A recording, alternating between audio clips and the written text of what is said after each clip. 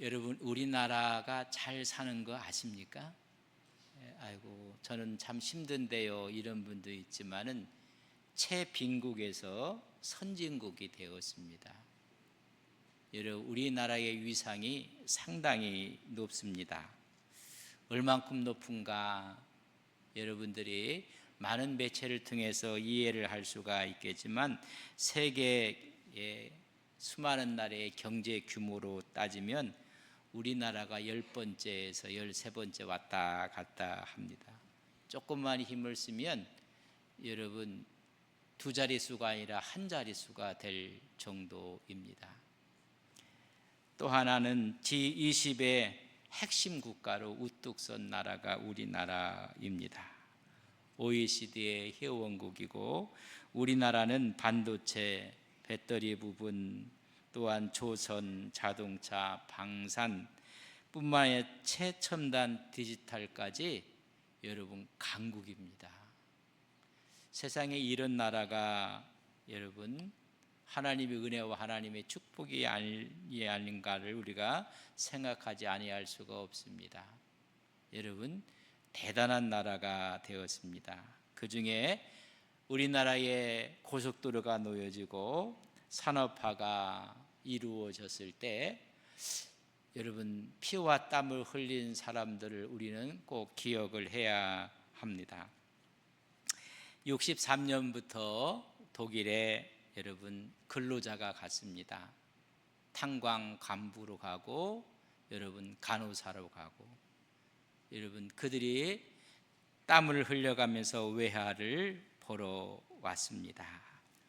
광부가 8,000명이 나갔다고 하고 간호사가 10,000명이 나가서 정말로 고분분투하며 여러분 외화를 보러 와서 조국 근대화에 여러분 초석을 놓게 됩니다. 고강도 노동과 함께 타국 생활의 슬픔을 간직했던 파독 같은 우리 광부들, 우리 간호사가 있었습니다. 64년부터는 73년까지 여러분 파병되어진 월남전에 참석을 하게 됩니다. 여러분 피를 흘린 것입니다.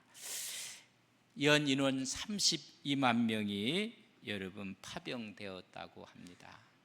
우리가 잘 알고 있었던 맹호부대, 백마부대, 청룡부대 아주 오랜만에 들어보는 단어일 텐데 여러분 독일에 가서는 땀을 흘리고 베트남에 가서는 피를 흘렸습니다. 조국 근대화에 큰 동력을 이루었던 두 부분을 우리가 이해할 수가 있습니다. 왜 제가 이 말씀을 하면 오늘의 이런 영광, 오늘 이런 기쁨을 누리기까지는 누군가의 헌신이 있었다고 하는 것과 누군가는 피와 땀을 여러분 흘린 것입니다. 우리 교회가 101년이 됐고 내년에는 102년이 됩니다. 이렇게 아름다운 예배당에서 예배를 드린다는 것도 누군가가 여러분 믿음의 순종의 땀을 흘렸던 우리의 선배들이 있는 것입니다. 우리 100년의 역사 가운데 이원영 목사님 우리 교회의 초석을 마련하셨고 김원진 목사님은 이원영 목사님의 제자였고 스승과 제자가 우리 교회에 목회한 것이 50년을 절반을 했습니다. 거기에 함께했던 우리 장로님들, 우리 함께했던 성도님들의 헌신과 믿음으로 이루어진 것입니다. 여러분 그저 하늘에서 뚝 떨어진 것이 아니라 누군가는 그 일을 위해서 헌신과 믿음으로 하나님께 달려왔다는 것을 잊어서는 안 됩니다. 오늘 내가 성탄절 맞이하며 이 말씀을 하는 것은 우리 주님이 오신 날 성탄절, 주님이 오신 그날을 활짝 열었던 일도 누군가의 믿음과 순종을 통해서 우리에게 주어진 것입니다. 바로 오늘 본문에 있는 사람 요셉과 마리아입니다. 두 사람은 미래의 꿈을 꾸고 함께 정혼했습니다. 여러분, 정혼이라는 것과 우리가 이야기하는 약혼이라는 것은 같은 의미라고 생각해서 번역을 약혼이라고 해 놓았습니다. 그러나 지난번 성경에는 정혼이라고 했습니다. 결혼하기로 약속한 관계인데 법적으로 여러분 부부로 인정하는 것입니다. 단지 서로 순결을 지켜가며 잠자리를 같이 하지 않을 뿐입니다. 여러분, 이 정혼한 사이에 미래의 꿈을 꾸고 있었는데 여러분, 이 정혼은 파괴할 수가 없습니다. 만약에 이것을 파괴한다는 근거가 하나가 있기는 합니다. 우리는 약혼하면 결혼 전까지 서로의 여러분 우리말로 하면 간도 보기도 하고 서로가 좀 하면서 여러분 파혼을 할 수가 있는데 이스라엘 백성들의 이 정혼은 파혼할 수 있는 딱 한 가지 근거는 다른 남자와의 여러분 간음했을 경우 외에는 없습니다. 법적으로 부부와 같은 위치를 갖게 되는 것입니다. 신명기 22장 23절과 24절을 보면 처녀인 여자가 남자와 약혼한 후에 정혼을 했습니다. 후에 어떤 남자가 그를 성읍 중에서 만나 동침하면 너희는 그들을 둘 다 성읍 문에서 끌어내어 그들을 돌로 쳐 죽일 것이니. 파혼의 조건은 오늘 말씀한 것처럼 다른 남자와 동침한 경우, 그때는 살지 못하고 돌에 맞아 죽었습니다. 오늘 한 남자와 한 여자가 결혼을 약속한 정혼 관계 가운데 여러분 내가 결혼할 여자가 여러분 잉태했다는 것입니다. 이 사실을 오늘 1장 18절 본문에 보면 예수 그리스도의 나심은 이러하니라 그의 어머니 마리아가 요셉과 약혼하고 동거하기 전에 성령으로 잉태된 것이 나타났다고 말씀해 주고 있습니다. 동거하기 전에 여러분 결혼을 약속한 여자의 몸에 여러분 이상한 징조가 있는 것입니다. 그것이 뭐냐면 수태, 잉태했다는 것입니다. 분명히 말하기를 동거하기 전이었습니다. 나타났다는 이야기는 마리아의 몸속에서 이상한 변화가 있는 것을 깨달았다 그 말입니다. 여러분 임신을 했는지 안 했는지 여자가 여러분 깨닫게 되는 것입니다. 이 사실을 요셉에게 이야기를 합니다. 그때 이 이야기를 들었던 요셉의 첫 번째 반응이 있고 두 번째 반응이 있는데 마태복음 1장 19절에 보면 그 이야기를 듣고 그의 남편 요셉은 의로운 사람이라 그를 드러내지 아니하고 가만히 끊고자 했다 이야기했습니다. 이 엄청난 일이 벌어진 것입니다. 그래서 요셉이 드러내지 않고 수면 밑으로 가라앉혀서 가장 은밀하게 이것을 처리하려고 했던 모습을 보게 됩니다. 가만히 끊고자 했다고 해서 이것이 만약에 여러분 수면 위로 올라오게 된다면 마리아는 돌에 맞아 죽어야 됩니다. 마리아와 관계를 했던 그 남자를 찾아서 그 남자도 죽어야 합니다. 첫 번째 이 요셉이 그 말을 듣고 나서는 이제 둘의 관계를 끊고자 했다라고 얘기했습니다. 여러분 공개하지 않고 은밀하게 했습니다. 왜 이렇게 은밀하게 했을까? 두 가지의 이유가 있습니다. 첫째는 그를 의로운 사람이었기 때문에 상대방을 배려하는 마음이었을 것이다.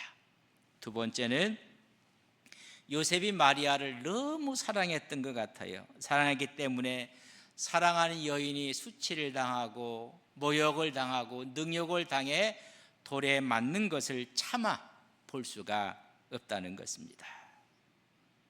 너무너무 사랑했던 여인이었는데 여러분 몸속에 잉태를 했다는 이 사실 앞에 충격을 받게 돼서 요셉은 가만히 끊고자 했다 이야기했습니다. 둘과의 관계 속에서 분명히 마리아가 이야기했을 것입니다. 이 잉태된 사실은 다른 남자가 아니다, 하나님의 능력 성령으로 된 것이라고 설명을 했을 것입니다. 그 말을 들었던 요셉은 자기가 사랑했던 그 여인 마리아의 진실성을 믿고 싶은 것입니다. 그는 순결했고 진실한 여인이었습니다. 그런데 성령으로 잉태했다는 것을 믿을 수가 없는 것입니다. 아무리 이성적으로 생각을 하고 합리적으로 생각을 해도 어찌 여자가 남편 없이 아이를 가질 수 있겠는가? 어찌 하나님이 영으로 가능하다는 말인가? 자기의 지식 밖의 일이고 이성을 초월하는 믿을 수 없는 일입니다. 마리아의 순결은 믿고 싶었습니다. 왜? 너무 사랑했기 때문에. 그러나 성령의 잉태라는 이 사실은 믿을 수가 없다는 것입니다. 너무 사랑했던 여인이었기 때문에 가만히 끊고자 하는 최선의 방법을 선택하게 된 것입니다. 사실 마리아의 수태는 성경에서 이 말씀하는 것처럼 누가복음에 보면 1장 35절에 천사가 대답하여 이르되 성령이 내게 임하시고 지극히 높으신 이의 능력이 너를 덮으시리니 이러므로 나실 바 거룩한 이는 하나님의 아들이라 일컬어질 것이라. 이 이야기를 마리아는 요셉에게 한 것입니다. 요셉은 당신의 순결성을 내가 믿고 싶지만은 성령이라는 이 사실 앞에 믿을 수 없는 것입니다. 오늘 많은 사람들이 하나님의 말씀을 믿을 때 우리는 이해하지 못하는 부분, 성령의 부분이 있습니다. 그에 대해서 우리는 여러분 믿을 수가 없다고 하는 사람들이 있습니다. 그래서 가만히 끊고자 했다고 했습니다. 만약 그가 의인이 아니었고 그가 마리아를 사랑하지 아니했더라면 들추어냈을 것입니다. 그러나 그는 가만히 끊고자 했습니다. 그래서 이 일을 깊이 생각할 때 끊고자 했다는 이 말은, 깊이 생각한다는 이야기는 히브리적인 사고에 보면 동적인 것으로 연결되는 것입니다. 행동으로 여러분 이어지는 그 순간 주의 사자가 이제는 마리아에게 나타난 것이 아니라 요셉에게 나타납니다. 마태복음 1장 20절에 보면 이 일을 생각할 때에 주의 사자가 현몽하여 이르되 다윗의 자손 요셉아 내 아내 마리아 데려오기를 무서워하지 말라. 그에게 잉태된 것은 성령으로 된 것이라. 마리아의 말을 믿지 않았던 이 요셉에게 주의 사자가 나타나서 믿지 않았던 그 부분을 이야기합니다. 이것은 성령으로 잉태됐다고 이야기를 해주고 있습니다. 오늘 말씀에 이 일을 생각할 때에 이 말은 끊고자 절연하고 했을 그때에 주의 사자가 나타난 것입니다. 우리는 신앙생활에 꼭 두 가지의 갈림길에 있습니다. 내 생각, 내 주장, 내 뜻대로 할 때가 있습니다. 그런데 하나님이 주시는 말씀 레마가 있습니다. 깨닫게 하시는 성령의 은혜가 있습니다. 그때 우리는 두 길 가운데 어떤 길을 선택해야 하는가? 오늘 요셉은 처음에는 거부하는 것입니다. 믿을 수가 없다는 것입니다. 그런데 성경의 성령께서 주의 사자가 이야기를 합니다. 그때 요셉은 여러분 순종합니다. 바로 그것이 믿음입니다. 순종과 믿음은 뗄 수 없는 불가분의 관계 속에 있습니다. 요셉의 생애 가운데 주의 사자가 3번 나타납니다. 이것이 첫 번째 나타났습니다. 두 번째는 여러분 2장 13절에 보면 그들이 떠난 후에 주의 사자가 요셉에게 현명하여 이르되 헤롯이 아기를 찾아 죽이려 하니 일어나 아기와 그의 어머니를 데리고 애굽으로 피하여 내가 내게 이르기까지 거기 있으라.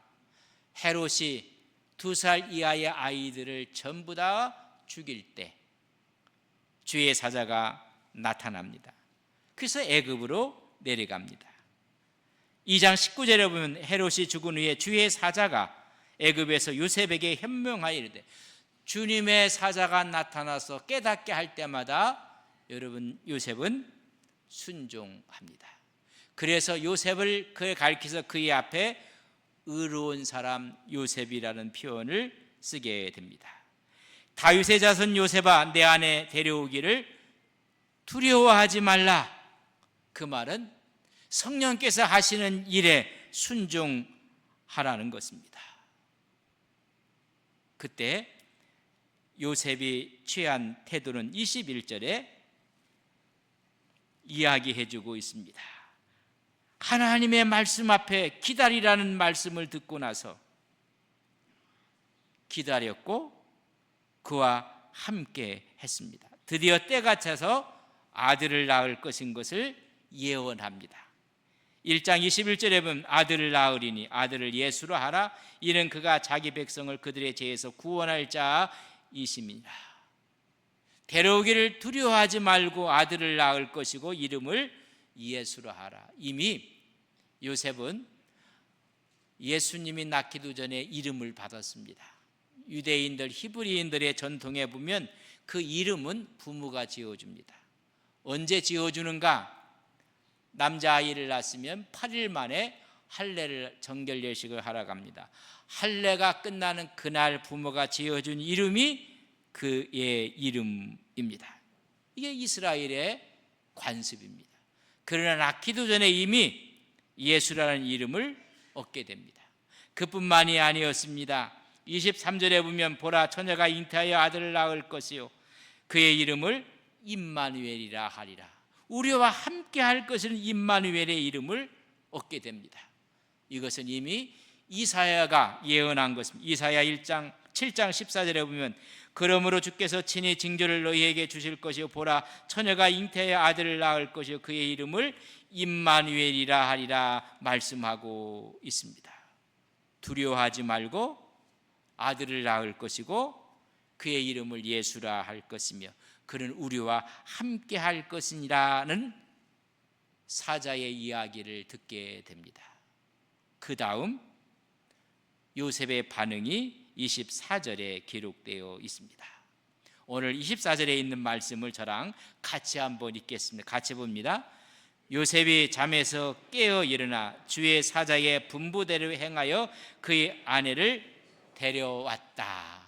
그러나 그 다음은 동침하지 아니했다는 이야기가 나오고 있습니다. 첫 번째 요셉의 반응은 거부입니다. 이 결혼을 할 수가 없습니다. 가만히 끊고자 했습니다. 그러나 주의 사자가 그를 깨닫게 한 후에는 순종합니다. 사자의 분부대로 그를 데리고 옵니다. 즉 이름까지 얻은 예수님이 탄생하기까지 자기의 책무와 의무를 다하겠다는 결단입니다. 그리고 아기를 낳기까지 동침치 아니했더라. 메시아로 오실 예수님, 우리와 함께할 임마누엘, 그분을 위해서 자기 아내의 신성함을 더럽히지 아니했던 의로운 사람이 요셉입니다. 자기 아내의 성령에 잉태한 이 사건의 신성성을 마지막까지 지켜준 사람이 요셉입니다. 크리스마스는 주님의 오심은 성령의 역사였습니다. 여러분, 오늘 이 마리아는 그 주의 사자의 내 방 앞에 어떻게 응답했는가? 누가복음에 보면 1장 38절에 보면 마리아가 이르되 주의 여종이니 말씀대로 내가 이루어지이다 하매 천사가 떠나니라. 수태고지를 받을 때 여러분 마리아는 순종했습니다. 주님의 말씀대로 내게 이루어지이다 라고 이야기했던 것처럼 오늘 요셉도 주의 사자의 말씀을 듣고 그리 행했다고 말씀해 주고 있습니다. 여러분, 크리스마스에 이 영광스러운 하나님의 놀라운 사역 앞에 쓰임받았던 두 사람이 오늘 기록되어 있는 것입니다. 순종과 믿음의 사람을 통해서 완벽하게 크리스마스가 여러분 우리에게 다가온 것입니다. 마리아의 순종과 요셉의 순종, 그들의 믿음이었습니다. 마리아는 얼마나 고민했을까? 얼마나 갈등했을까? 마찬가지 요셉도 마찬가지였습니다. 그러나 주의 사자의 말씀 앞에 순종합니다. 우리는 늘 믿음 이야기합니다. 믿음의 핵심은 여러분 순종입니다. 이 순종의 가치를 성경은 우리에게 말씀하고 있습니다. 사무엘상 15장 22절에 보면 사무엘이 이르되 여호와께서 번제와 다른 제사를 그의 목소리를 청종하는 것을 좋아하심같이 좋아하시겠는가? 순종이 제사보다 낫고 듣는 것이, 순종하는 것이 수양의 기름보다 낫다. 성경에서 가장 가치 있게 생각하는 것이 순종이었습니다. 우리는 히브리서 11장을 믿음의 장이라고 합니다. 여러분, 믿음의 장에 공통적인 공통 분모가 있다면 여러분 순종입니다. 하나님 말씀에 순종한 그것을 성경은 믿음이라고 표현했습니다. 다 믿음으로 하나님 말씀 앞에 순종한 것입니다. 여러분, 성탄의 기쁨은 순종한 사람을 통해서 이 땅에 메시아가 오셨고 구원의 산길이 활짝 열려지게 된 것입니다. 우리는 믿음하면 믿음의 조상은 아브라함입니다. 아브라함이 25년 동안 기다렸다가 얻은 아들이 이삭입니다. 눈에 넣어도 아프지 않는 아들입니다. 그 아들을 하나님께서 번제로 바치라는 것입니다. 이해할 수 없는 이야기를 아브라함이 듣습니다. 창세기 22장 2절에 보면 여호와께서 이르시되 내 아들 내 사랑하는 독자 이삭을 데리고 모리아 땅으로 가서 내가 내게 일러준 한 산 거기서 그를 번제로 드리라는 것입니다. 이건 이해할 수 없는 일이고 상상할 수 없는 일이 벌어지게 되었습니다.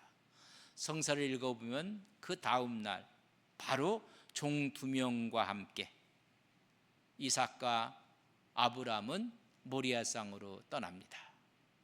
하룻길 이틀길을 가고 두 종들에게 이야기합니다. 너희들은 여기 머물러 있어라. 그리고 번제에서 태울 나무를 이삭에게 짊어지게 합니다.